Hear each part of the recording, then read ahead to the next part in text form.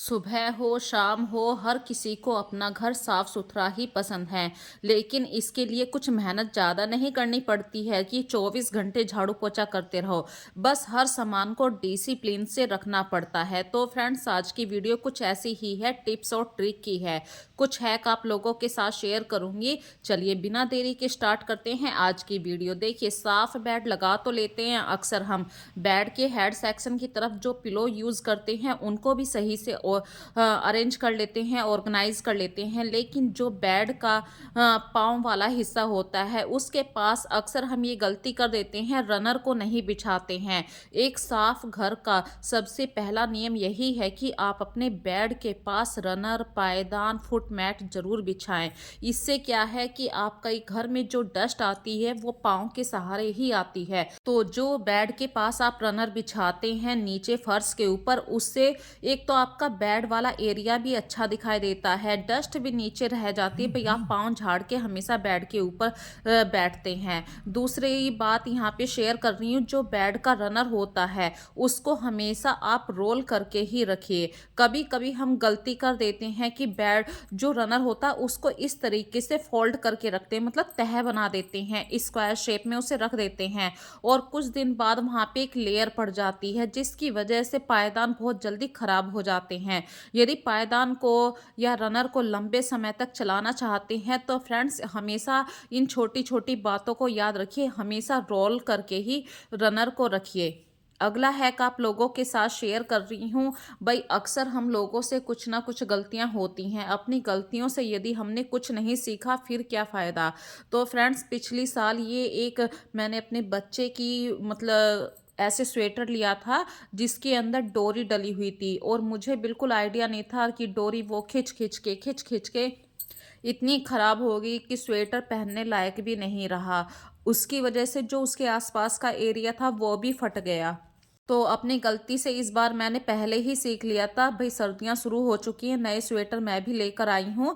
तो जो कैप वाले स्वेटर होते हैं उनके अंदर आजकल डोरियां आने लगी हैं। भाई, फैशन का दौर है, अक्सर बच्चे फैशन वाले कपड़े ही पहना करते हैं। तो फ्रेंड्स, जब भी ऐसे कपड़ों को आप मशीन में धोएं, सबसे पहले तो आप लाते ही कोशिश करिए जो डोरी का स्टार्टिंग वाला पॉइंट होता है वो खींच खींच के जब हम धोते हैं ना, वो सिकुड़ जाती है और डोरी उस लेयर के अंदर से बाहर निकल जाती है। फिर वो स्वेटर मतलब अच्छा नहीं लगता। यदि आप ध्यान देंगे तो इस तरीके से देखिए, बहुत ज़्यादा सिलवटें हो जाती हैं और डोरी खिंच खिंच के बिल्कुल अंदर चली जाती है, और कुछ दिन बाद वो डोरी उस कपड़े से बाहर हो जाती है। इसी तरीके से जो लोवर होते हैं, जब हम कपड़े धोते हैं और कपड़े खींचते हैं आपस में धुलते हुए, तो वो जो डोरी होती है वो इस तरीके से स्टार्टिंग पॉइंट पे पहुंच जाती है। तो ऐसी प्रॉब्लम से बचने के लिए जो दोनों स्टार्टिंग पॉइंट होते हैं, जो डोरी के सिरे होते हैं, उन्हें या तो इस तरीके से नॉट बांध दीजिए। अगर नॉट नहीं बांध सकते हैं तो फिर फ्रेंड्स एक फूल बनाया जाता है इस तरीके की डोरियों को सुंदर दिखाने के लिए, क्योंकि अक्सर इस तरीके की डोरियां जो है ना, बच्चे अपने मतलब ना लोवर के अंदर को नहीं डालते हैं, बाहर ऐसे ही निकली रहती हैं। आजकल कुछ कपड़े भी ऐसे होते हैं, तो उन लोवर में इस तरीके का यदि आप फूल बना के रख देते हैं तो कभी भी आप मतलब बिना सोचे समझे मशीन के अंदर कपड़ा भी डाल देंगे तो आपकी डोरी कभी भी नहीं निकलेगी। ऐसा ही बहुत सिंपल सा हैक है, बेजान सा हैक था लेकिन बहुत इफेक्टिव है।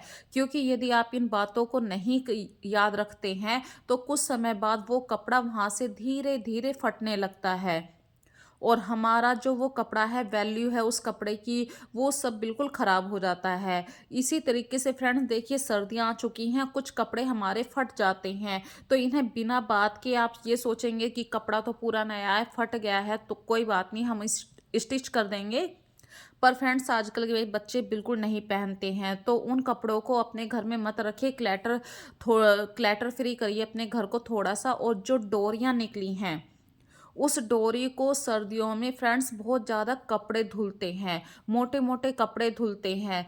तो जो हमारे पहले वाले तार होते हैं, जैसे ये मैंने लोहे वाला तार बांध रखा था, तो बीच में बरसात चली गई है तो इस पे जंग आ गया था जिसकी वजह से ये पूरा तार काला हो गया।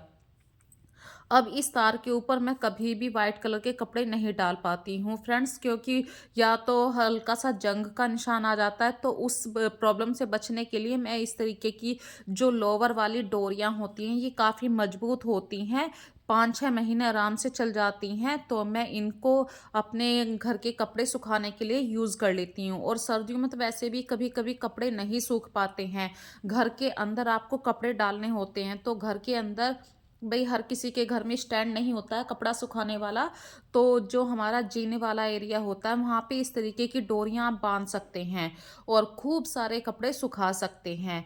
तो ये हैक आप लोगों को कैसा लगा ज़रूर बताइए, प्लीज़ मुझे कमेंट करके ज़रूर बताइए। अगला टिप्स आप लोगों के साथ शेयर कर रही हूँ फ्रेंड्स। देखिए, अपनी गलतियों से ही हम सीखा करते हैं, और उन गलतियों से जब हम सीख लेते हैं उसमें कुछ हमें अच्छा दिखाई देता है, तो वो बात हमेशा दूसरों के साथ शेयर ज़रूर करनी चाहिए। जब हम नए कपड़े खरीदते हैं तो उनकी चैन बिल्कुल सही होती है, लेकिन साल भर बाद उसकी चैन खराब होने लगती है। रीज़न क्या है? रीज़न कुछ नहीं, चैन के अंदर कुछ नहीं हुआ, कुछ प्लास्टिक समय के साथ थोड़ी सी कैड़ी होने लगती है, टाइट होने लगती है, जिसकी वजह से जब हम चैन को, जिप को पुल करते हैं, खींचते हैं, तो वो अटकने लगती है। इस प्रॉब्लम से बचने के लिए आप चैन के स्टार्टिंग वाले पॉइंट पे जहाँ से चैन खुलना शुरू कर देती है, वहीं पर आपको बोरोलीन है, वैसलीन है या बोरोप्लस है, कोई भी मतलब ऐसे क्रीम लगा के 2-3 बार छोड़ देनी है, और धीरे-धीरे चैन को आपको बार-बार खींचना है। उससे क्या है, जो क्रीम की नमी है उसकी वजह से वो प्लास्टिक वाला एरिया भी धीरे से नमी पकड़ लेगा, और ये प्रोसीजर आपको 2-3 बार करना है, फिर आपकी चैन कभी भी नहीं अटकेगी। ये बहुत प्रैक्टिकल हैक है, मैंने खुद अपने बच्चों की कई जैकेट इस तरीके से सही करी हैं। ये बात आप मुझे ज़रूर बताइए कमेंट में। चलिए, अगली बात आप लोगों के साथ शेयर कर रही हूँ। देखिए, सर्दियों में चाय पीना किसे पसंद नहीं है? हर कोई चाहता है चाय पी जाए, गरमा-गरम चाय पी जाए, अदरक तुलसा वाली चाय हो। लेकिन फ्रेंड्स, सर्दियों में एक तो दिन छोटे होते हैं, तो हमें अपने टाइम का भी ध्यान रखना होता है, और सर्दियों में चीज़ें बनने से पहले ठंडी होनी शुरू हो जाती हैं। मतलब जैसे ही आपने गैस से उतारी है चीज़, खाने पीने की कोई भी चीज़, और तुरंत ही ठंडी हो जाती है, और बंदा 2 मिनट के लिए भी इधर-उधर गया, जैसे कि सुबह-सुबह का वक़्त है, मैंने चाय बनाई, मेरे हस्बैंड बाहर चले गए 2 मिनट के लिए, और 2 मिनट में तो चाय बिल्कुल ठंडी हो जाती है। तो इससे बेस्ट ऑप्शन है, आप एक छोटी थर्मस खरीद लिए, मतलब ऐसे 500 ml के आसपास की थर्मस होती है, उसको खरीद लीजिए, और 2 कप चाय उसके अंदर आराम से आ जाती है। तो ना तो अगली बार आपको चाय ज़्यादा गर्म करनी पड़ेगी कि बार-बार उसे गर्म करो, उसमें से निकालो और चाय को एन्जॉय कीजिए। और अगला है कि यहाँ पे शेयर कर रही हूँ फ्रेंड्स, अक्सर देखिए खाली चाय कभी नहीं पीनी चाहिए, और खाली चाय पीने से मतलब गैस की प्रॉब्लम खड़ी होती है, और बढ़ती उम्र के साथ तो ये प्रॉब्लम होती ही है। तो यदि आप चाय के शौकीन हैं, तो आपके घर में जो दिवाली की खील रखी हैं, उन्हें फेंकिए मत। खील को चाय के साथ, गर्म दूध के साथ आप ले सकते हैं एज ए नमकीन बिस्किट की जगह। ये हैक भी बहुत ही अच्छा है। और भई नमकीन बिस्किट तो आप इतने सालों से खा रहे हैं, लेकिन खील नहीं खाते हैं, जबकि खील फ़ायदा करती है। खील में आपको काफ़ी मतलब कैल्शियम तो मिलेगा ही, क्योंकि ये भुना हुआ है और सूखा भुना हुआ है, इसमें ऑयल की तो मात्रा है ही नहीं। तो जो चीज़ें फ़ायदा करती हैं उन्हें हम इग्नोर कर देते हैं। और जब भी आप चाय पी रहे हैं सर्दियों में, तो फ्रेंड्स थोड़ा-सा किचन में ही खड़े होके पीने से फ़ायदा क्या मिलता है कि आप दूध के पास खड़े हुए हैं, और इससे आपने चाय भी पी ली, दूध भी उसी समय गर्म हो गया है, और आपका दूध भी बाहर नहीं आया। दूसरी बात, गर्म दूध को कभी भी काउंटर के ऊपर मत रखिए। इससे क्या होता है, काउंटर चटकने का डर रहता है, उस पे स्क्रैचेस भी पड़ जाते हैं। गरम काउंटर मतलब अच्छा नहीं होता है, किचन को हमेशा मतलब साफ़ रहना चाहिए, ठंडा काउंटर रहना चाहिए। ऐसी छोटी-छोटी सी बातें होती हैं। अगला फाइनल हैक बिल्कुल उन बच्चों के लिए है जो अपने किचन में नए-नए खाना बनाने की कोशिश कर रहे हैं, और यदि उनकी सासू माँ ये कह दे भई आज तो हम मूली के आलू के पराठे खाएँगे, तो भई सबकी जान सूख जाती है। तो बिल्कुल मत डरिए, जो-जो नए बिगिनर हैं, अपने किचन में आए हैं, आलू के, मूली के पराठे नहीं बनाना जानते हैं, देखिए 1% आप आलू के पराठे आराम से बना लेंगे, कोई समस्या नहीं होने वाली।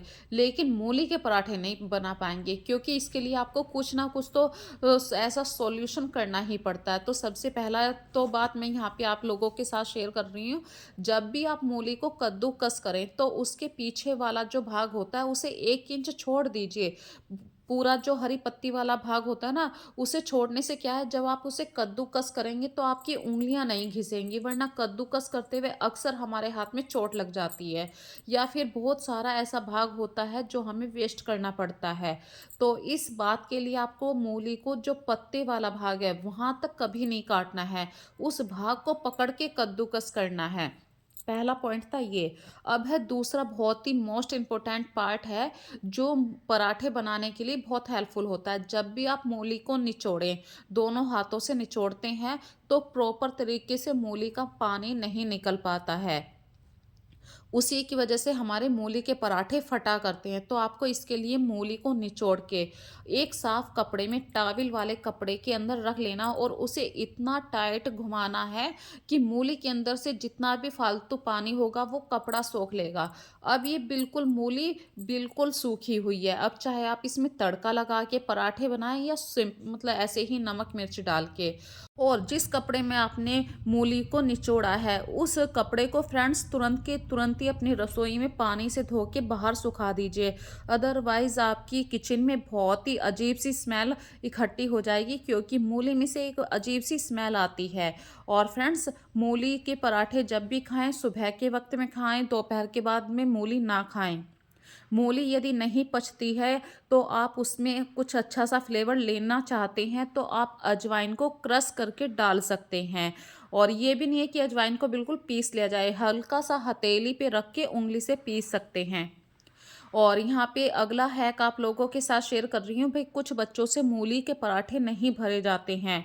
तो करना क्या है भाई, जो हमारे जैसे बंदे हो गए काफ़ी सालों से रसोई में पराठे बना रहे हैं, तो हमारे सामने तो कैसी भी फीलिंग आएगी हम भर के बना सकते हैं।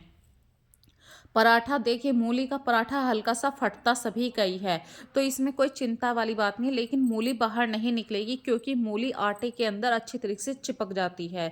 तो जो बच्चे मूली के पराठे आराम से नहीं बना पाते हैं, तो उनको दो छोटी छोटी सी लोई बना के, मतलब अलग अलग लोई बनानी है, तब पराठा बनाना है। जैसे कि मैं अभी यहाँ पे एक छोटी सी लोई दिखा रही हूँ ना, इतना आटा आपको लेना है और दो बराबर भाग लेने हैं। एक लोई उतार के, मतलब उसकी छोटी सी पूरी बना के रख लीजिए अलग।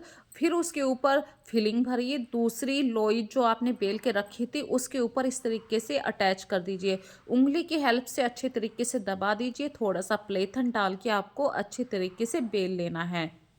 जो नए नए बिगनर है इस तरीके से आराम से मूली के पराठे बना सकते हैं। तो फ्रेंड्स, आज की वीडियो में बस इतना ही। यदि आज की वीडियो आप लोगों को पसंद आए तो प्लीज़ प्लीज़ इस वीडियो को ज़्यादा से ज़्यादा लाइक कीजिए, शेयर कीजिए और प्यारे प्यारे से कमेंट ज़रूर कीजिए। फिर मिलेंगे एक नई वीडियो में नए कॉन्सेप्ट के साथ। तब तक के लिए अपना ध्यान रखिए। So take care friends and bye bye.